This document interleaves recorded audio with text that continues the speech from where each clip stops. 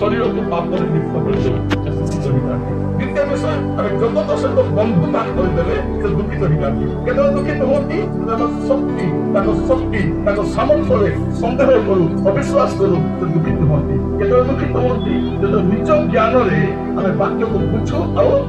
बुझाऊ तो से दुखित वाक्य गोटे कहूँ से आलू गोटे कहूँ वाक्य गोटे लिखा हो सब गोटे विषय करूँ कहीं आत्मा को साहय नहीं आत्मा को साहय नहीं प्रभु आम अनुग्रह करूँ या बुझा पंचम विषय केतबले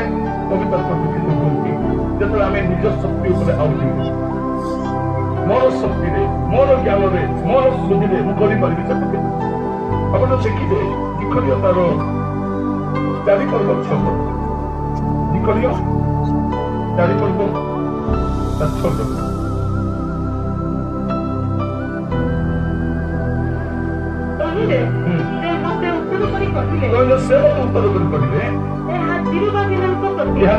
उत्तर प्रति सदाप्रभु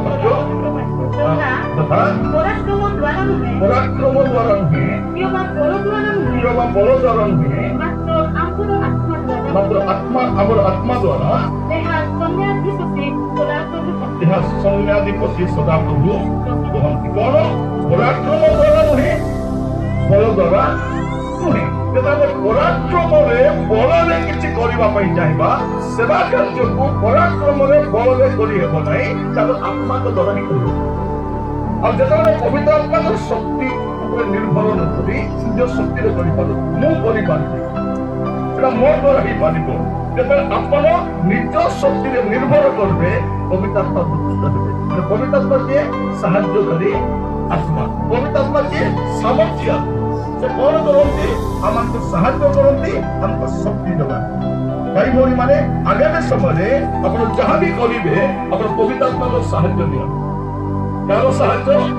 पवित्र आत्मा को साहाय्य नियंतु और पवित्र आत्मा को साहाय्य द्वारा ही आम कार्य करने आज समय अनेक सेवक मैंने आम बाइबल कॉलेज पढ़ी आसीचु आम यथेष ज्ञान अच्छी आम हिब्रू ज्ञान जाचु आम ग्रीक रे कथा होचु आम आरामिक भाषा कहूँ आम इंग्लिश कहूँ आम कहूँ मोर ज्ञान या द्वारा कौन पवित्र आत्मा दुखित हुए शक्ति पर निर्भर न करी निज शक्ति चेष्टा गोटे भाई भाई मैंने आम अनेक थर दुख देचु आम केत पवित्र आत्मा दुख दे पवित्र आत्मा आमको चालना देवाई था हमको मार्गदर्शन कराती हमको सचेतन कराती हमको जागृत कराती और सही समय जो आम चालना को इच्छा कर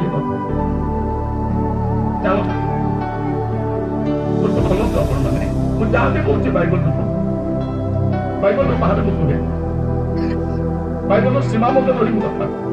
आपण मैंने बुझंतु बोली मझी मझे हसाइबा चेष्टा करे मझी मझे मु कहानी कहे मझी मझे दृष्टांत कहे मु दुईटा स्त्री की तीनटा स्त्री रखी पारे मतलब सर्वति धरिक से कौन कहे प्रभु ये बड़टा प्रभु ये मझियाटा प्रभु ये सानटा सर्वति कहे स्वामी की स्त्री मरीगला पर बाहा पारे मतलब स्वामी स्त्री थी समय बाहागर कर गोटे स्वामी गोटे स्त्री गोटे आदम गोटे हवा नहीं गोटे आदम नहीं गोटे प्रभु सुस्त नियम